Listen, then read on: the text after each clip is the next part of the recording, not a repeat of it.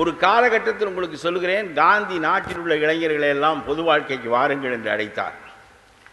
நாட்டில் உள்ள யோக்கியனெல்லாம் இந்த கிழவன் நம்மைத்தான் அழைக்கிறான் என்று சொல்லி பொது வாழ்க்கைக்கு வந்தான்.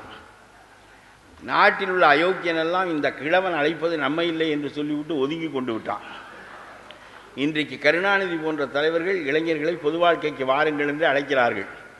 நாட்டில் உள்ள அயோக்கியனெல்லாம் தலைவர் நம்மைத்தான் அழைக்கிறார் என்று உள்ளே வந்து விட்டான்.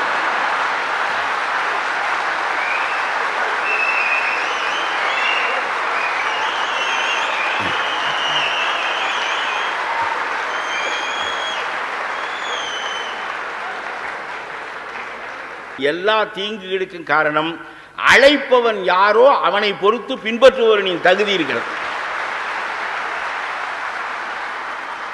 காந்தி அழைத்த போது தேவர் சமூகத்திலிருந்து முத்துராமலிங்க தேவர் வந்தார், நாடார் சமூகத்திலிருந்து காமராஜர் வந்தார், பிராமண சமூகத்திலிருந்து ராஜாஜி வந்தார், தாழ்த்தப்பட்ட சமூகத்திலிருந்து கக்கன் வந்தார், ரெட்டியார் சமூகத்திலிருந்து ஓபி ராமசாமி ரெட்டியார் வந்தார், ராஜுக்கள் சமூகத்திலிருந்து குமாரசாமி ராஜா வந்தார்.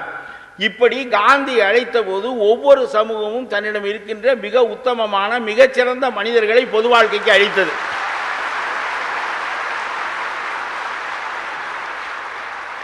இன்றைக்கும் அதே சமூகங்கள் இருக்கின்றன. அவை எல்லா சமூகங்களும் தங்கள் பங்குக்கு மந்திரி சபைக்கு ஆள் அனுப்புகின்றன.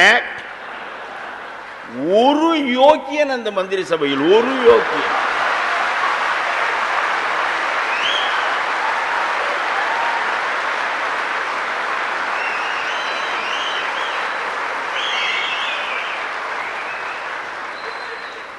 அது சமூகத்தின் குற்றமில்லை.